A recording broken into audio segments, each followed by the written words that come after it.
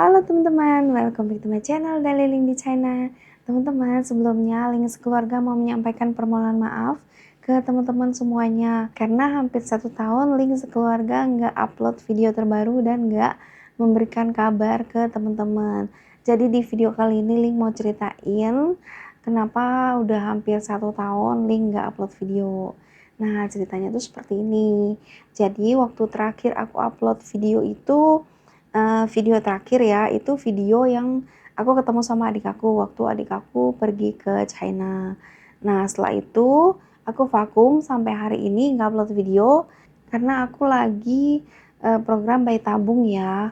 Terus setelah aku ketemu sama adik aku itu, besoknya aku ketemu sama teman-teman yang di China seperti Santi, Arsanti, dan Maya.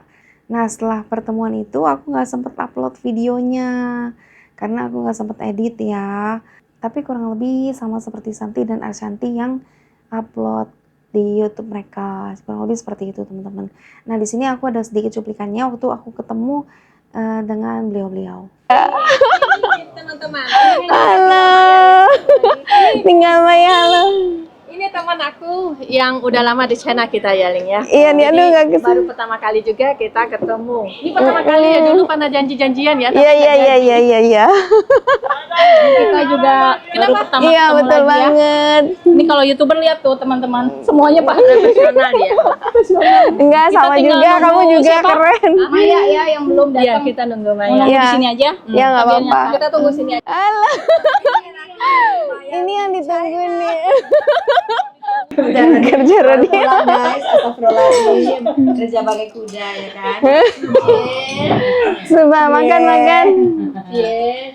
Waktu selesai pertemuan dengan mereka, itu aku pulang duluan, mereka masih lanjut lagi. Karena besoknya itu aku mau suntikan terakhir. Jadi kalau di China itu program bayi tabung, itu ada yang namanya Yecen. Yecen itu suntikan terakhir artinya, suntikan malam ya. Suntikan itu tuh untuk menjaga supaya sel-sel telur yang sudah membesar tidak mudah pecah. Nah, besoknya setelah makan malam sekitar jam 7, aku sama Ayu ke rumah sakit buat suntikan malam itu. Setelah selesai disuntik, aku pulang, besok langsung dapat jadwal untuk pengambilan sel telur. Aku dijadwalinya itu lusa baru bisa pengambilan sel telurnya. Jadi itu aku masih ada waktu 1 hari buat istirahat total. Setelah waktunya tiba, aku pagi-pagi datang ke rumah sakit, kurang lebih jam 9 aku datang, tapi kita disuruh masuknya itu kurang lebih jam 10-an. Di situ kita ditanyain sama susternya buat pencocokan data. Setelah datanya cocok, kita disuruh masuk ke ruangan untuk ngantri. Pas aku masuk tuh udah rame banget di situ dan Ayu juga udah dipanggil ke ruangannya. Nah, pas aku masuk itu langsung disuruh ganti baju sama pakai kaos kaki. Kalau kita mau dibius saat pengambilan sel telur, itu kita mesti diinfus. Tapi kalau misalnya nggak perlu diinfus. Nah, pada waktu itu ada 2 orang yang nggak mau dibius, teman-teman. Keren banget mereka. Kalau aku sih dibius, ya soalnya aku takut sakit. Nah, setelah itu aku dapat antrian paling terakhir ternyata. Tapi cara kerja mereka gesit sih. Nah, setelah aku selesai diambil sel telurnya, aku waktu itu masih sedikit-sedikit nggak sadar ya, teman-teman. Dan masih baring, kurang lebih 15 menit aku sadar, tapi di pergelangan tangan aku itu ada tertulis mesti dicabut kain kasa dari dalam. Nah, aku tanya kenapa kok di pergelangan tangan aku tuh ada tulisan itu, sementara di pergelangan tangan mereka itu nggak ada. Ternyata pada saat pengambilan sel telur itu aku ada sedikit pendarahan. Makanya aku tuh rasa sakit banget, mereka yang udah pada sadar itu udah bisa bangun, bisa jalan, sedangkan aku masih tiduran dan sakit banget itu waktu itu. Terus setelah kurang lebih setengah jam aku disuruh baring, susternya tanya, Mas bisa berdiri nggak atau masih sakit nggak, bisa bangun nggak? Aku bilang nggak bisa. Kalau nggak bisa kita bawain kursi roda. Aku bilang iya, tolong bawain kursi roda ya. Nah, terus dibawainlah kursi roda. Saking sakitnya aku nggak bisa berdiri, mereka bantuin aku bangun sampai didudukin ke kursi roda. Mereka sampai bingung, katanya kok bisa sakit banget sih, mereka udah pada bangun tuh katanya. Aku bilang nggak tahu kenapa ya, kok sakit sekali, aku bilang. Terus aku didorong sampai ruangan dokter Dan aku sekalian tanya gitu, "Dok, kenapa kok bisa pendarahan?" Terus kata dokternya, "Iya, memang ada beberapa kasus yang seperti ini," katanya. "Tapi nggak apa-apa, yang penting pendarahannya itu nggak terus-terusan keluar. Ini sudah saya tanganin," katanya. "Oh ya, oke." Habis itu aku keluar didorong kursi roda, terus Ayu lihat aku kan. Dia heran kenapa kok aku didorong kursi roda keluarnya, sedangkan yang lain itu udah pada berdiri, udah pada jalan gitu, udah pada keluar. Aku terakhir. Terus aku bilang, "Iya, soalnya tadi ada sedikit pendarahan." Terus kata Ayu, "Tapi nggak apa-apa kan?" "Nggak apa-apa." Terus sama suster didorong ke ruang pemulihan. Gue baru selesai opik nih, pengambilan sel telur. Sel telur gue yang diambil ada 7. Terus diantara 20 orang gue yang ada pendarahan gitu. Tapi mudah-mudahan nggak apa-apa, soalnya gue disuruh istirahat, yang lain udah pada pulang, gue masih disuruh tidur. Ayo lagi pesen waimai. Setelah makan kurang lebih istirahat 1 jam, susternya dateng nanyain aku gimana, udah enakan belum. Terus disuruh periksa lagi ke dokter buat memastikan bahwa udah baik-baik aja gitu dan diizinkan pulang. Pas di periksa pertama tensi aku tinggi, jadi aku nggak diizinin pulang. Disuruh istirahat lagi baring kurang lebih setengah jam, cek lagi, tensinya udah berangsur membaik dan aku diizinin pulang. Sebelum pulang susternya ada kasih obat sama kasih tahu ke aku kalau aku tuh bisa embrio transfer di 3 hari kemudian. Tapi yang aku denger embrio transfernya mereka tuh jadwalnya nggak 3 hari kemudian. Mereka tuh jadwalnya 3 bulan kemudian gitu, lebih lama. Nggak tahu kenapa, aku juga kurang paham. Pas itu aku pulang, sambil nunggu embrio transfer 3 hari kemudian, aku tuh istirahat total. Nah, setelah waktunya tiba, kita balik lagi ke rumah sakit. Nah, ini juga momen yang aku tunggu-tunggu embrio transfer ya teman-teman. Jadi kalau kita ngelakuin program IVF atau bayi tabung, yang paling ditunggu-tunggu itu ya ini embrio transfer. Terus udah gitu, aku ngantri sama sih, ngantrinya sama waktu aku OPU ya, pengambilan sel telur.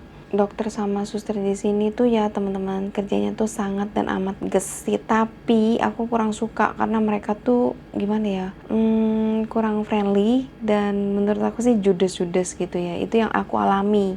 Nggak tahu kalau yang orang lain, tapi aku pribadi ngerasain dan ngalaminya tuh seperti itu. Sampai pada saat tiba waktunya aku embrio transfer, itu aku dapat giliran bener-bener paling terakhir. Saat aku embrio transfer tuh kurang lebih ada 20 orang lebih, 21 orang. Nah, aku yang ke 21. Aku inget banget tuh pas aku masuk itu jamnya tuh di jam 12:30 siang. Ternyata embrio transfer itu prosesnya tuh cepet banget. Dari aku masuk sampai keluar itu cuman kurang lebih 2 menit. Jadi pas aku masuk disuruh relax, katanya nggak sakit. Emang bener sih nggak sakit. Nah, sebelum dimasukin tuh kita ditanya 3 kali nama suami kita tuh siapa. Mungkin untuk menghindari salah masuk embrio kali ya. Nah, jadi setelah embrio transfer selesai, kita didorong tuh, udah disiapin kursi roda, didorong ke tempat pemulihan. Nah, di situ kita disuruh baring kurang lebih setengah jam. Nah, karena waktu itu aku pas banget sama jam makan siang, jadi aku diusir sama susternya. Padahal belum setengah jam kan. Itu pertama waktu diusir tuh aku bilang, "Ya nanti aku belum setengah jam." Katanya nggak apa-apa katanya. Aku tuh rada kesel juga kan, tapi ya mau gimana. Dia bilangnya nggak bakalan jatuh lah katanya, itu udah nempel katanya. Tapi kan aku kan was-was juga ya, takut. Terus aku sengajain gitu lama-lama gitu baring. Kedua kalinya diusir juga, "Ayo bangun gitu." Aduh, ya udah akhirnya aku bangun, jalan pelan-pelan karena waktu sebelum embrio transfer kita kan disuruh nahan pipis. Jadi aku kebelet banget, akhirnya aku langsung nyari kamar mandi tuh, nyari toilet. Setelah selesai aku ganti baju, Ayo udah nunggu di luar. Nah, dia nanya gimana, sakit nggak? Aku bilang enggak. Emang nggak sakit sih embrio transfernya, yang sakit tuh pada waktu pengambilan sel telur itu yang sakit. Habis itu kita balik ke hotel. Nah, aku sebenarnya udah bisa pulang ke Haiyuan, tapi aku nggak pulang. Aku di situ sampai tanggal 2. Nah, tanggal 2-nya aku berpulang. Aku sempet tahun baruan di hotel, tapi nggak ngapa-ngapain sih. Ya lebih banyak istirahat lah di sana. Terus aku pulang sampai rumah tuh aku istirahat total sambil makan makanan yang bergizi ya, kayak ikan salmon, daging-daging merah dan lain sebagainya. Pokoknya yang sehat-sehat lah. Sembari nunggu penantian hasil dari IVF aku hamil atau enggak, itu kurang lebih 2 minggu setelah embrio transfer. Nah di hari ke-7 aku sempet tes pack, tapi hasilnya tuh 1 garis. Nah di hari ke-8 aku nggak tes pack lagi tuh, aku takut. Terus di hari ke-9 aku tes pack lagi, itu kayak ada samar-samar gitu. Tapi itu mesti dilihatnya tuh teliti banget lah, pakai senter di HP gitu, kita senterin gitu. Kalau enggak tuh nggak kelihatan sama sekali. Pas aku kasih tahu Ayu bilang nggak ada kok, nggak ada. Aku bilang kayaknya ada deh nih. Kata dia enggak lah, ini kamu terlalu sugesti lah, apa gimana sih ngomongnya. Terus aku bilang oh oke lah. Akhirnya di hari ke-10 aku tes pack lagi. Nah itu tuh samarnya itu lebih terang daripada hari ke-9, tapi sedikit lebih terang. Kalau dilihat dengan mata telanjang itu masih lumayan terlihat, tapi samar-samar dikit gitu. Kalau di center lebih terang. Nah itu Ayu juga udah lihat, iya bener ada nih, ada gitu. Nah setelah itu hari ke-11 itu aku udah seneng tuh, aduh semoga bener-bener ada gitu ya, bener-bener aku hamil. Nah di hari ke-11 aku tes pack lagi, itu lebih terang lagi. Jadi semakin hari semakin terangnya tuh semakin terlihat. Nah di hari ke-10 ini kita yakin tuh, kita berdua ya, aku sama Ayu yakin kalau aku nih hamil. Tapi kita belum berani ngasih tahu ke papa mamanya Ayu, belum berani dulu lah. Tunggu sampai bener-bener 14 hari kita tes pack gitu. Tapi aku orangnya penasaran kan, akhirnya aku beli tes pack yang lebih bagusan itu, yang mereknya Clear Blue ya, itu lebih akurat ya kan, aku beli yang elektrik. Nah aku tuh sempat ngerekam, nih aku kasih lihat ke kalian ya, rekaman video pada saat aku tahu hasil tes pack aku. Halo teman-teman, selamat pagi. Nah teman-teman, hari ini adalah jadwal aku tes pack nih. Terus sebenarnya aku tes packnya itu harus di hari ke-14 setelah aku embrio transfer. Tapi karena aku sekarang udah ada di Heyuan, terus aku tes packnya itu di 1 hari sebelumnya, di hari ke-13. Karena kalau misalnya hasilnya positif, aku hari ini langsung harus berangkat ke Guangzhou lagi. Tapi kalau hasilnya negatif, aku tetap harus tunggu sampai 3 hari ke depan, gitu katanya. Nah sekarang ini tuh udah jam 6.58, kurang lebih udah mau hampir jam 7 ya teman-teman. Jadi aku mau tes pack sekarang. Ini tes pack yang udah aku siapin semalam. Di sini aku pakai Clear Blue sama merek lokal. Oke, sekarang kita tes pack yuk. Entah itu apapun hasilnya, kita tetap positive thinking dulu ya. Udah jangan ikut. 阿林，今天开讲了哈，我们测一下哈。好。Nah kalau di China ini namanya buka lotre teman-teman. Ayo yang buka lotrenya 哇 katanya. 用这个电子的啊， Tuh ya. 哇， Lebih akurat tahu itu. Nah ini masih mendeteksi, belum keluar hasilnya teman-teman. Entah apapun itu hasilnya, aku udah siap dan aku harus bersyukur apapun itu yang terjadi. Soalnya kita udah berusaha. Oh, lama juga ya hasilnya. 蛮硬的。哇，bagus loh. Ya, udah terdeteksi nih teman-teman. Di sini tulisannya Mandarin, artinya hamil. Ya Tuhan, terima kasih. Nah, ini tuh masih harus nunggu sampai hasilnya tuh keluar berapa minggu gitu. Tangan aku gemeteran loh, teman-teman. 蛮硬2到3周。 Nah, udah keluar juga ini. Oke, sekarang kita coba lagi yang merek lokal. Nah, ini yang merek lokal.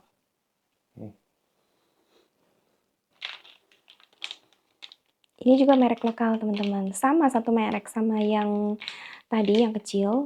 Cuman ini tuh tempatnya beda, teman-teman. Terus kita coba lagi Clear Blue yang biasa. Nah, ini tuh merek Clear Blue yang biasa. Jadi kalau hamil itu tuh ada tanda plus di tengah-tengah sini. Nah ini tuh kalau clear blue yang biasa, keluar hasilnya tuh cepet, nggak kayak digital yang tadi ya, agak lama. Kalau yang ini langsung keluar hasilnya. Dan hasilnya plus tuh. Terang banget lagi plusnya. Nah ini teman-teman yang digital, hasilnya itu nunjukin kalau aku hamil 2-3 minggu. Terus yang ini hasilnya kayaknya udah keluar juga ya. Ada garis 2-nya tapi nggak begitu terang. Sekarang kita coba lihat yang merek lokal juga. Nah ini tuh lebih lama lagi hasilnya keluar nih. Ini tuh stok aku udah kurang lebih 2 tahun ya, jadi kurang begitu terang hasilnya, tapi kelihatan masih ada sedikit samar-samarnya ya, garis samar-samar di bawah. Nah teman-teman, aku seneng banget, Ayu juga seneng banget nih, nih kau sih mah? 高兴，非常高兴， 真的假的？ 真的。 Tuh, Ayu itu seneng gak seneng mukanya tetap kayak gini, flat.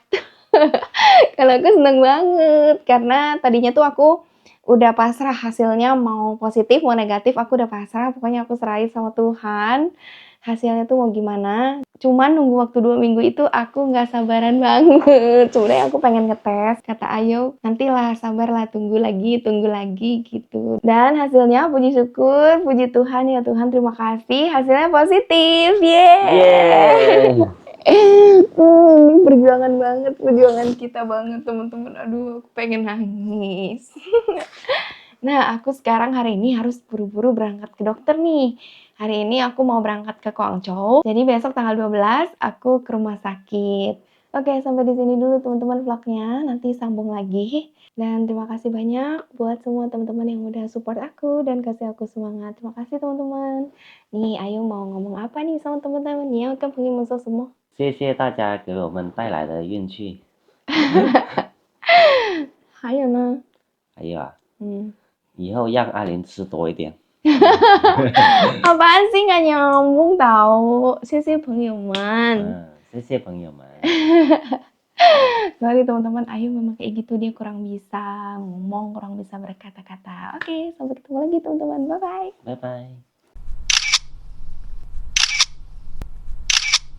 Kayak gitu teman-teman. Nah setelah tahu aku hamil, aku balik lagi ke Guangzhou buat periksa darah untuk memastikan kalau aku bener-bener hamil dan kehamilan aku tuh normal. Jadi kalau di China itu biasa dia liatnya ngukurnya tuh pakai HCG. Nanti darah kita diambil, HCG-nya berapa. Kalau misalnya di atas 100 atau di atas 50 lah itu udah dinyatakan hamil. Nah kalau di bawah 50 itu agak beresiko ya. Waktu itu hasil HCG aku tuh 500 lebih. Nah itu aku kan dimasukin 2 embrio. Oh iya aku lupa cerita ya, kalau aku tuh dimasukin 2 embrio.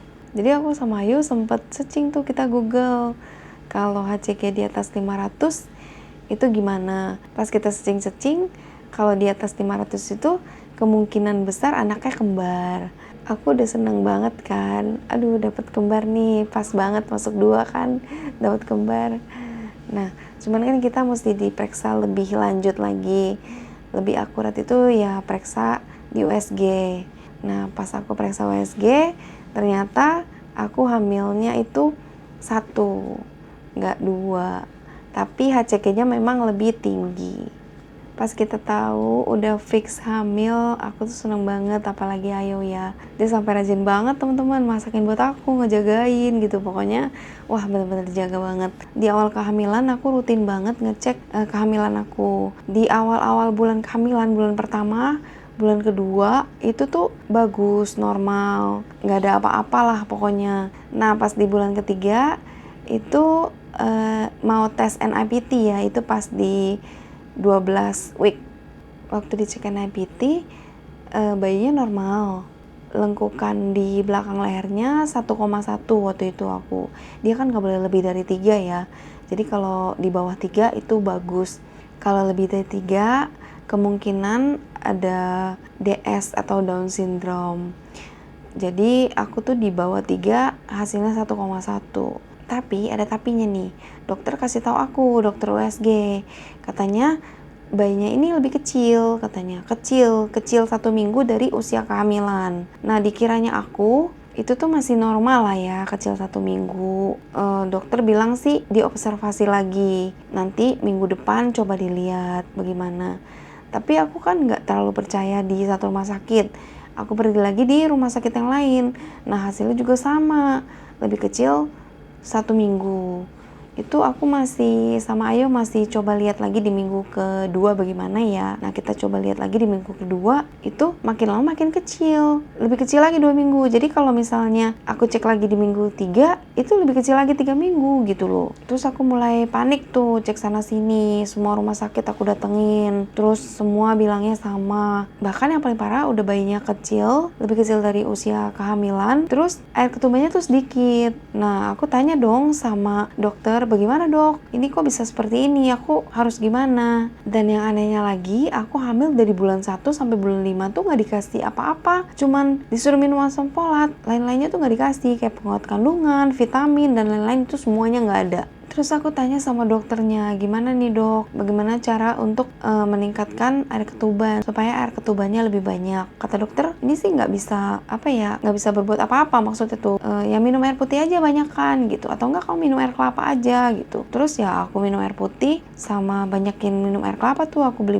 air kelapa gitu kan, aku minumin. Tapi aku periksa lagi, kok hasilnya sama gitu loh. Air ketubannya sedikit, bayinya lebih kecil. Nah abis itu aku pergi tuh ke Guangzhou buru-buru, ketemu sama dokter. Nah pas dicek, dokter suruh aku ke profesor yang khusus menangani kasus seperti aku. Aku sempat heran, soalnya beberapa kali aku USG, dokter USG-nya kan beda-beda. Jadi kalau di rumah sakit di China itu lucu. Rumah sakit di China itu dokternya beda-beda. Misalnya kita hari ini pergi ke dokter A, tapi yang USG kita itu bukan dokter A, tapi dokter B. Besoknya lagi kita mau kontrol lagi, dokternya lain lagi, dokter C. Nah yang USG kita itu dokter D gitu. Jadi yang pegang kita itu dokternya banyak, dan mereka itu lihat riwayat kita tuh di komputer. Nggak seperti di Indonesia ya. Kalau di Indonesia kan satu dokter itu aja. Kalau di China beda-beda dokter. Beda-beda dokter ini pun pas USG aku, mereka bilang bayi yang di dalam kandungan aku ini anaknya tuh sehat,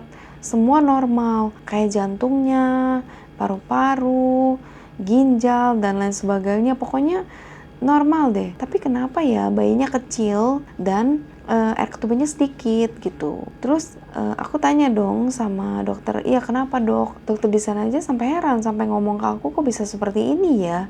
Akhirnya aku disaranin ke profesor khusus menangani kasus aku ini. Nah aku datang dong ke profesornya. Terus profesornya suruh aku cek air ketuban. Pokoknya aku disuruh apa aku ikutin.